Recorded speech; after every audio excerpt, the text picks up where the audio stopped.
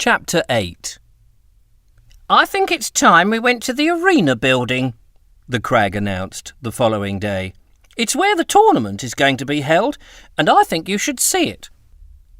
The city of Gud is big. As with any large town, there are districts that are overpopulated, poverty-stricken, and in slum condition. One such place was the Rookery, a vast maze of higgledy-piggledy, timber-framed houses, jetted and hemmed in against one another. Weaving between the houses were dark, narrow passages, Stench Alley, Grope Lane, Dead Man's Walk, and Pauper's Path. Accommodation cheap, facilities poor, and life notoriously short. Merchants, city bankers, lawyers, and other wealthy professionals lived as far away as possible from slums like the Rookery. Separating the two districts was a large hill on which the arena building stood. The giant circular-shaped construction had only just been completed. Until recently it had been a beautiful open park where the Gudian folk could go and enjoy the views across the city. The air was cleaner up there, and on the rare occasion when the sun broke through the clouds, the populace enjoyed strolling along the paths, had picnics, or played ball games. It was on this hill that the traditional Cragflinging competition had taken place for the past 300 years. "I can't believe you've never been here before," squeaked the Crag, leading the way along the muddy track up to the infamous building. "I've seen it from my village," replied Splidge, jumping a large puddle. "What's it for?" "Don't you mean who's it for? The rich people built it for exhibitions, business events and posh dinners." "Well, what's wrong with that?" "You don't know the city very well, do you, Splidge? The rich people don't mix with the likes of us, so they don't let us in." "Well, if they don't let us in, why are we going there?" The Crag chuckled.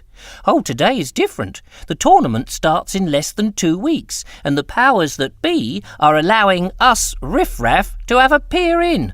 So today is open day."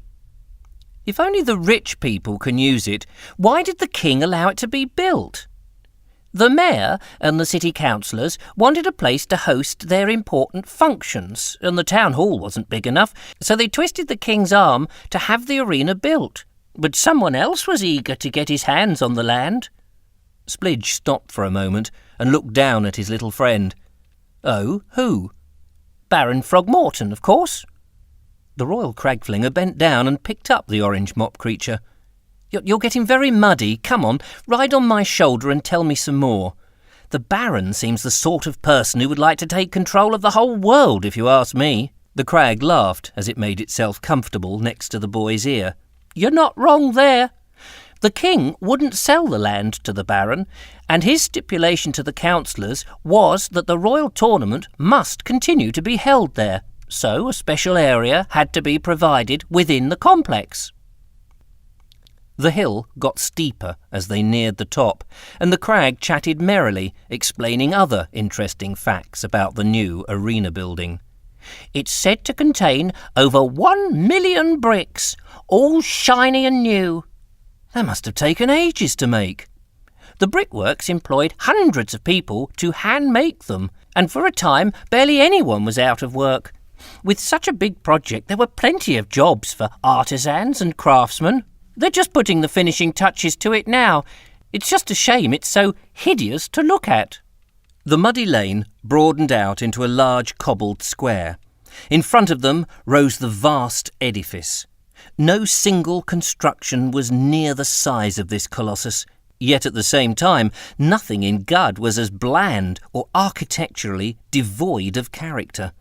The arena building was nothing more than a gigantic ring with a hole in the middle, or as the Crag called it, a donut without the jam filling.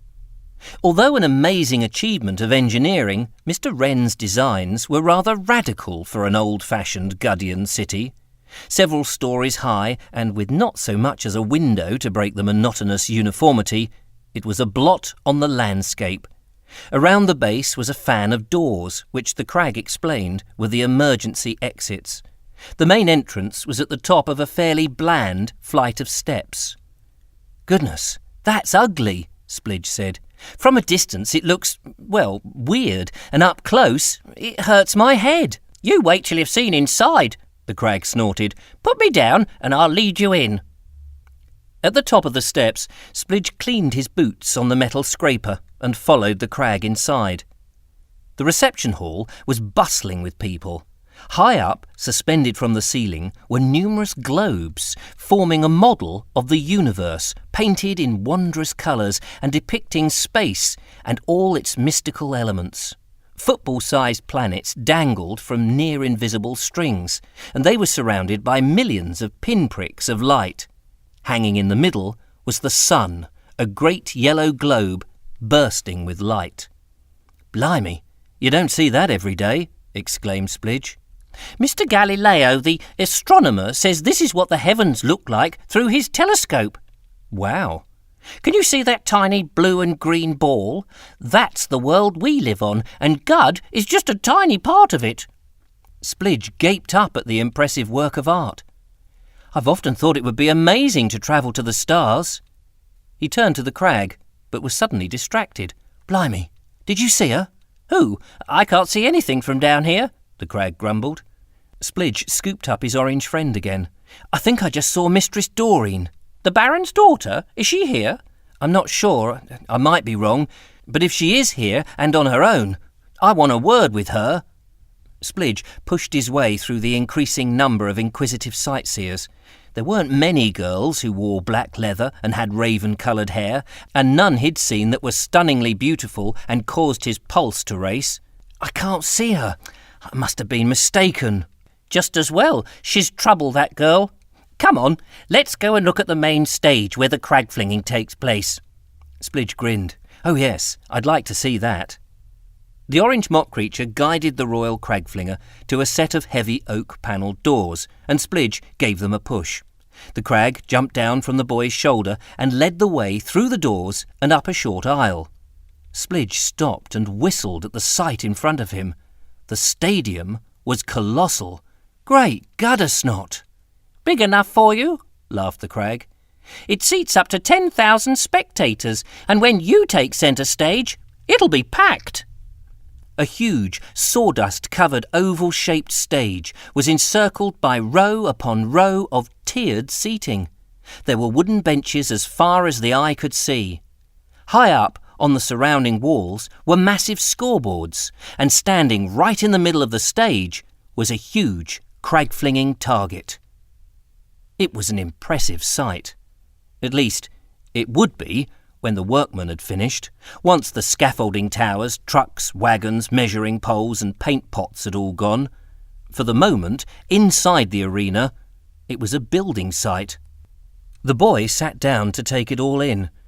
He struggled to hear himself think above the thunderous noise of hammers hammering, drills drilling, and saws sawing. It was a bit overwhelming. "Now I am nervous," he said. "If you think that's impressive, just look up." Splidge craned his neck and saw a huge glass dome spanning the roof, held in place by an array of metal gantries. "Blimey," he gasped. "That's incredible. It lets in all the daylight, but none of the rain." "Good, isn't it?"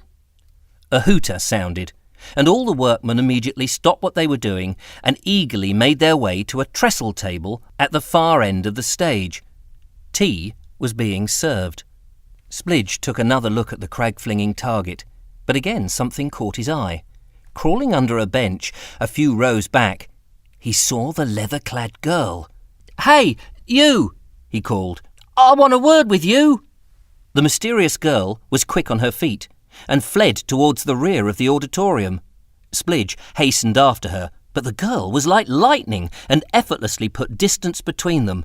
Splidge rushed past a soaring scaffold tower and weaved between stacked boxes. He only slowed when he reached a staircase leading to an upper level. There was nowhere else the girl could have gone, so he sprinted up, 2 steps at a time. On the balcony, another tier of seating jutted out above the stage, but it was deserted.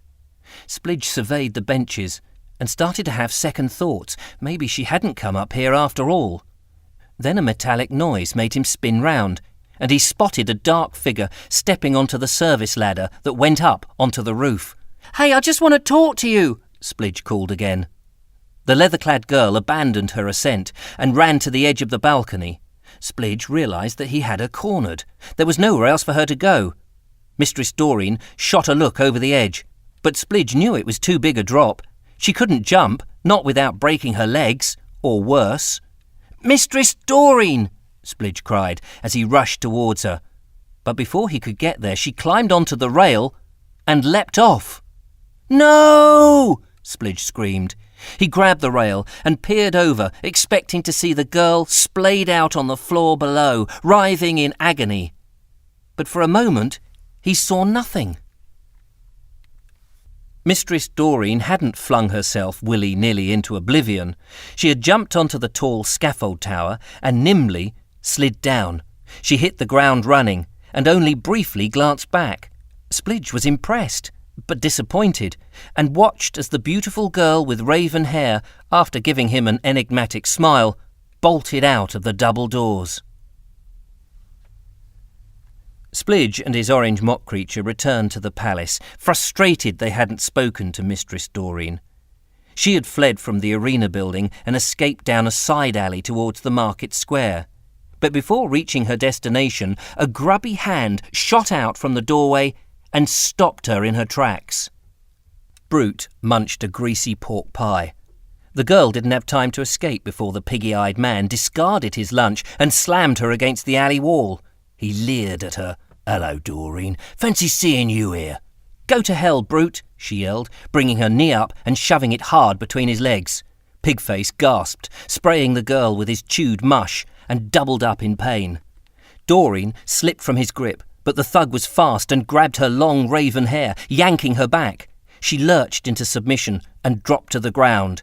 Pigface pressed her down with his vice-like grip. He towered over the girl and slapped her forcibly across the face. The loathsome bully smirked lustfully at her. She was trapped, and in protest the leather-clad girl spat in his eye. Pigface jeered. "Is that all you can manage?" He bent forward. "Come on, give us a kiss." He pushed his repugnant, sweaty face closer, tightening his grip on her hair, and pressed his fat, slithery, slug-like lips onto hers. Doreen smelt alcohol and knew that in that state the beast was capable of anything. Reaching down with her free hand, Doreen scooped up something squishy and shoved it into the man's pockmarked face. Pigface recoiled, surprised and repulsed. The stench of dog feces was overwhelming. Seething, he reached into his jacket and pulled out a ferocious-looking knife. It was at least 9 inches long, with a serrated blade. "You bitch, you will die for that," he said, regaining control. Pigface raised his arm ready to plunge the knife into her neck. The Baron had implied he wanted the girl dead, and now he was going to carry out those instructions. How satisfying would it be to watch the stupid girl bleed to death? "Goodbye, sweetheart." The bully's lip curled in anticipation. Doreen replenished her hand with more brown sludge and avoided the stab by throwing the liquid turd into his eyes.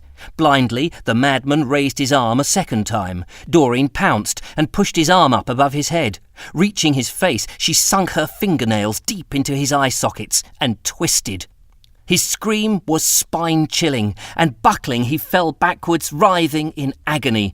As he slithered onto the ground, he clamped one hand to his face to stem the bleeding, and with the other stabbed wildly in thin air, but it was in vain. He could already hear the girl's footsteps retreating. She had escaped. Splidge sat in the cowshed sipping soup. The crag had scuttled off home, somewhere in the palace.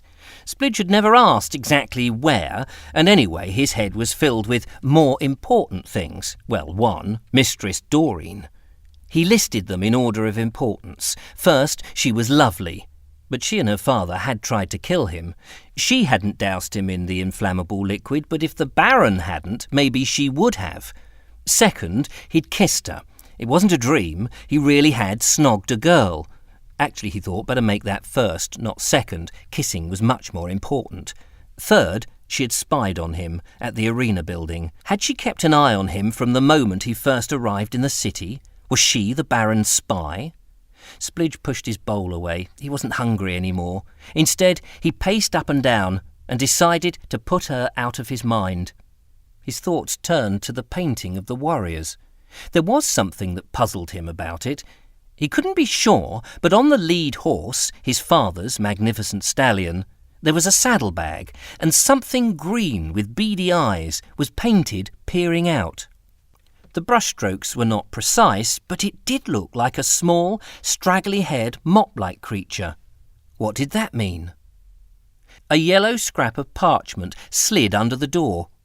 Splidge regarded it with curiosity, surprised by its sudden appearance.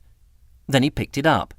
It was folded neatly into quarters, and a familiar smell wafted up his nostrils. Was it perfume? Where had he smelt that before? He carefully unfolded it. "I must see you at once, M.D." Splidge frowned, and then rushed to the door, yanking it open, but there was no one there. He went out to look around. Still no one. He stood in the rain for a moment, pondering the note. M.D. had to be the girl, Mistress Doreen.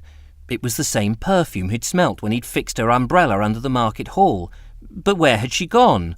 And what did she want? "I must see you at once." About what? Why push a note under the door and run away? Splidge rushed to the palace gates. Maybe Mistress Doreen was frightened at being at the palace. Perhaps she wanted to meet him at Defoe's. The drawbridge was down, and a figure was heading towards the palace main entrance. "Hello, Splidge," Clonk, the effeminate Cragflinger, called. "Oh, hello, Clonk. Have you seen—" Splidge stopped mid-sentence. If the girl wanted to meet him secretly, he had better keep his mouth shut. "Pardon?" Clonk said. "Listen, I'd love to stop and gossip, but I can't. The king wants to talk to me about the fire the other night. Oh, I hope he doesn't think I did it." "No, I can't hang about either. I need to find someone." The Royal Cragflinger hurried over the drawbridge, pausing briefly to look along the banks of the stinky moat. They would need nose pegs if Mistress Doreen intended to meet him anywhere near there. The city was as busy as ever. Carriages trundled down the high street, pedestrians navigated the mud-splattered walkways, and merchants' wagons made their daily deliveries. Splidge scanned the thoroughfare, desperate to find the girl. But there were so many people milling about, it was impossible to spot her. Just when he thought he had glimpsed her, his view was obscured by shoppers, and then by hawkers and their mules, laden with bags of goodies for sale, and then again by a farmer herding cows towards the cattle market. "Hello, Splidge," came a familiar voice. Mary Drake, the landlady of the Hog and Bucket, waved to him. She was returning from the baker's shop, with fresh bread to make sandwiches to sell at the pub. She smiled at Splidge before rushing into the old tavern. Splidge waved back, and then a pang of disappointment washed over him, and he wondered if he'd jumped to the wrong conclusion. The landlady's initials were also M.D. Had Mary Drake written the note? There was only one way to find out. The ancient Wattle and Daub tavern wasn't as busy as it had been the day before. A wizened old lady sat in the corner reading a paperback while rocking her baby in a wicker pram. A group of haughty washerwomen, taking a well-earned break from their scrubbing duties, gabbled noisily around a table. And a couple of travelling salesmen sat beside the fire, warming their hands and drying their clothes. The fireside peddlers were engaged in an animated conversation about one of the products they had been hawking. "It's odd, isn't it? You'd think they'd sell like hotcakes," said one, fiddling with the mechanism of an umbrella. "I know, Midge. Folk just don't like change," replied his companion, wringing water from his cloth cap. "Stupid people. What's the matter with them? Can't they see that the anti-rusting, self-sprung, prop-up brolly is a blast? It's simplicity itself. You press the toggle and, hey presto, up it goes. It's magic." "You don't have to convince me, Midge." "I know, Barb, but there's no fuss. One infinitesimal action of the thumb and the canopy's deployed." "It's all right, Midge. I know how it works. We designed it together, remember?" "I'm sorry, Barb.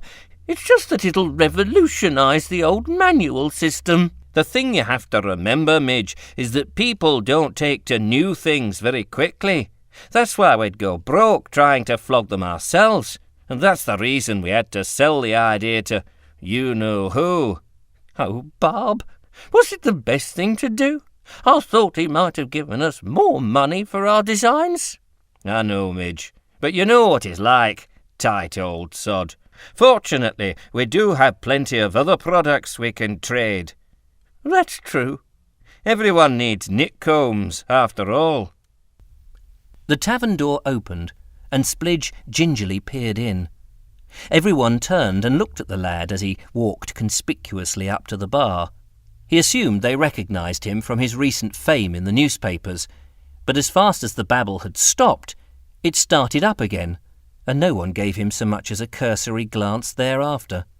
The heroics of the palace fire were evidently old news. Mary Drake was at the far end of the bar, near the door that led to the kitchen. She was putting the breadsticks into a wooden box when she caught sight of Splidge. "Hello, love. I won't be a moment." Splidge nodded and took a sly glance at the other occupants. What Mary had to tell him was obviously deadly secret, otherwise there wouldn't have been the need to meet up so urgently and in such a public place. Luckily, no one had batted an eyelid. They were too busy gossiping and imbibing the tasteless ale. When Mary had finished unloading her basket, she placed the box of bread carefully under the counter and turned to Splidge before reaching for a tankard. "What will it be, large or small?" "Eh? Oh, better make it a small one, please," Splidge replied, cottoning on to her ploy. Better make it all look normal, he thought, and there was nothing more natural than coming into a pub at lunchtime and having a swift half. "I'll take some of your nuts too, please," he added, for good measure. "Hazel ones, not werble nuts, if that's all right." Splidge spoke louder than he needed to. He wanted the other patrons to be absolutely certain that all he was doing was ordering food and drink, and nothing clandestine was going on. Rather smugly, Splidge turned round to check if anyone had registered anything out of the ordinary, and he was pleased to note they hadn't. Phew. "You're making a habit of coming in at lunchtime for a snorter, aren't you, Splidge?" Mary said, with a cheeky grin. Splidge leant across the bar so they could speak unheard. "I came as quickly as I could," he whispered. Mary gave him a wry smile and finished pouring his drink, and then slid it across to the lad. "Half a gudder, please." "Oh, right, of course," he said, realising they had to keep up the pretence. All he was doing was paying for a drink. Nothing untoward there. It's what you do when you go and buy half a flagon of ale. It was going very well, he thought. No one had given them the slightest attention. Splidge produced a bronze coin, snapped it in half, and put one piece into Mary's waiting hand, and then, looking her in the eye, he asked, "What did you want?" Mary Drake returned a quizzical look and held up the half-gudder. "That's all, unless you want a bread roll or some soup." Splidge was miffed. They couldn't keep up this pretence forever. The note sounded urgent. If the woman had something to tell him, she ought to do it quickly while the tavern was fairly empty. But Mary put the money in her pinny and picked up a cloth to wipe away some spillage. Splidge was at a loss of what to do next, and then remembered the note. He removed it from his pocket, and making sure that only Mary could see it, he unfolded it and placed it on the damp worktop. Mary winked at him and went to the kitchen, returning moments later with a quill pen and a pot of ink. "What's that for?" Splidge asked, perplexed. "I thought you wanted to write something." "Me? Isn't that why you've got the paper?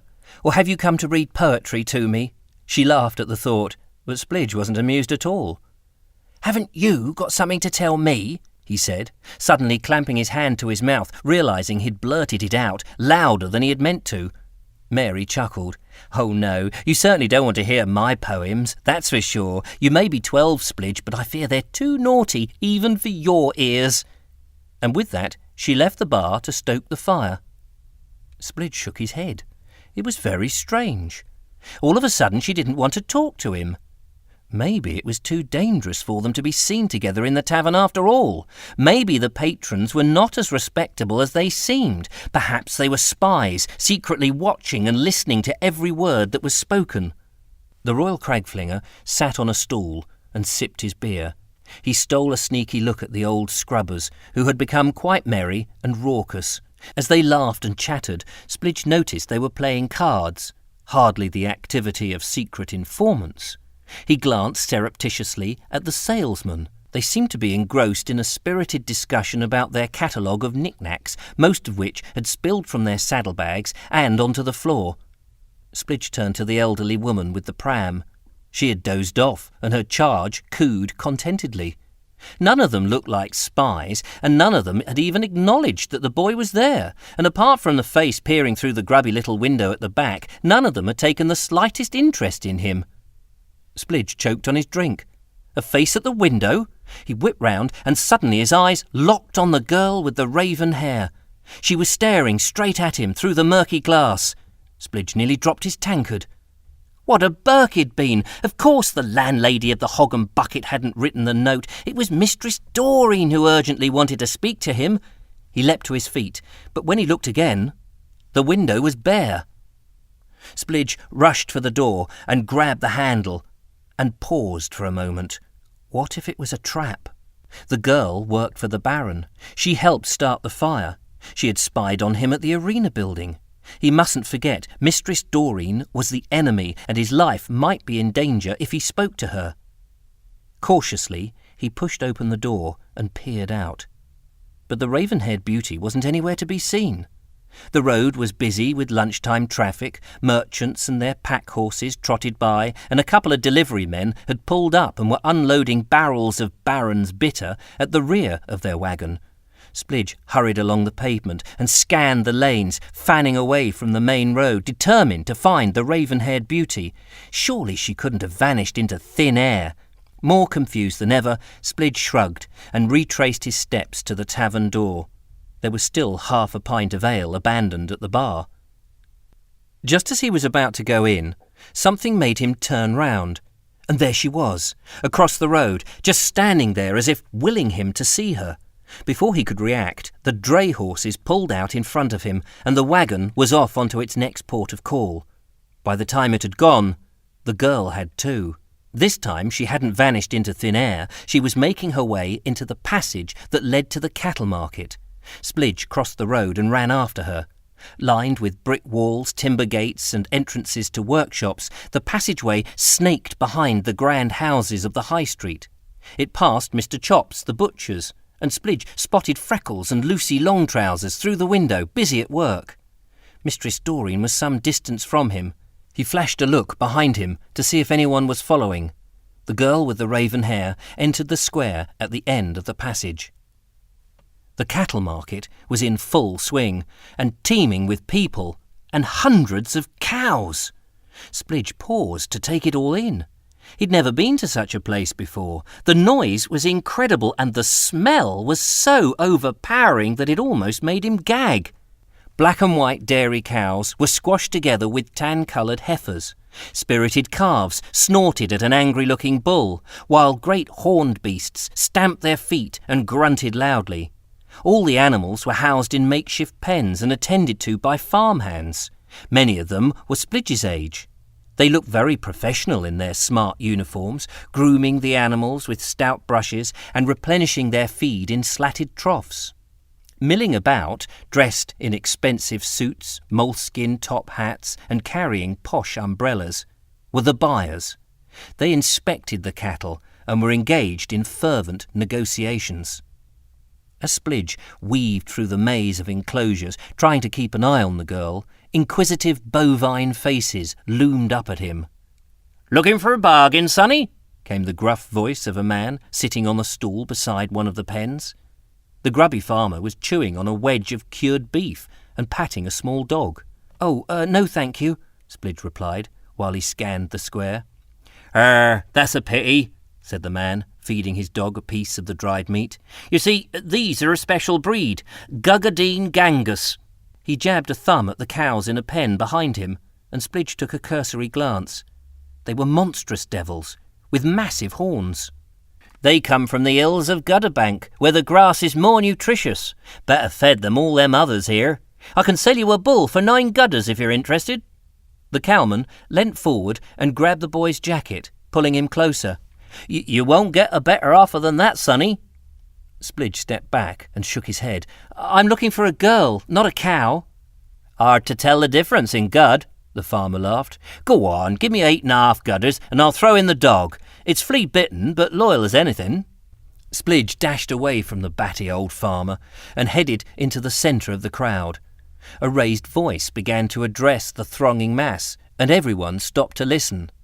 The auctioneer was standing on a box and spouting on about a particular herd of cream-coloured cows. As he waffled on in his high-pitched voice, Splidge realised that Mistress Doreen was a few feet in front of him. The girl hadn't seen him, so he crept over to her. "Hello," he said. The girl looked shocked and instantly backed away. "You're not an easy person to find," Splidge said. "You mustn't talk to me. You're in danger if you do." The girl glanced nervously over the boy's shoulder. Splidge turned to see what she was looking at and instantly spotted Pigface entering the square. There was something different about the brutish man. Pigface wore an eye patch. The bully thrust his way through the crowds, shoving cowhands and farmers aside. He was deaf to their protests as he headed for the boy. Splidge squealed. It had been a trap. Splidge expected the raven-haired girl to clamp her hands on his shoulders and hold him until the piggy-eyed thug reached him. But she was already retreating through the heaving wall of bodies towards the other end of the market. Pigface was getting closer, so Splidge quickly dropped to his knees and crawled through the bars of the nearest cow pen. He scurried into a small wooden hut, hoping he wouldn't be seen. No sooner was he inside when he realised the stupidity of the gambit. He was not alone in the murky darkness. A guttural snort, followed with a forceful nudge, indicated just how unwelcome the boy's presence was. A second buffering sent Splidge rolling head over heels out of the timber shack and crashing into a bucket of water. As he sat up in the middle of the pen, a disgruntled warthog emerged from its house. The auctioneer stopped his spiel, and laughter erupted as the crowd turned to watch the amusing calamity. The indignant, ample-sized warthog eyed the boy and lurched forward. A couple of farmhands grabbed Splidge's lapels and hoisted him out of the pen in the nick of time. Splidge was about to thank his rescuers when Pigface barged into them. The bullish man stared at Splidge momentarily, before turning and ploughing through the crowd of onlookers. That was odd, Splidge thought, and then he realised. Pigface wasn't after him. He wanted the girl. Splidge rushed after the nasty brute, but by the time he reached the other side of the cattle market, it was too late. The vile man had caught Mistress Doreen and was holding her tightly. He bent her arm behind her back and guided the girl away from the city and under the arch of the east gate.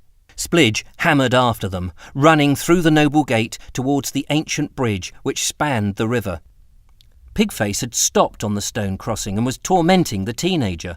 He was trying to kiss her again. She was putting up a good fight, but he easily overpowered her. Splidge ran faster. He didn't care about the mud or dangerous quagmires. He wasn't thinking about what he would do when he reached the obnoxious brute. He simply had to intervene. Passing an old goat herder and avoiding a couple of fishermen, Splidge arrived at the foot of the bridge, where he stopped, dead in his tracks. His jaw dropped, for Pigface pushed the leather-clad girl hard. She stumbled, lost her balance, and fell backwards over the edge. The bully turned and strode back off the bridge. Splidge flinched as the evil monster approached him, expecting a punch. But Pigface didn't so much as give him a glance. Snapping out of his daze, Splidge tore down to the middle of the bridge, his heart beating furiously, and he looked over the side. Thrashing about wildly in the fast-flowing waters below, Mistress Doreen was struggling to keep her head above the surface. The boy didn't think twice. He climbed up onto the wall and dived in.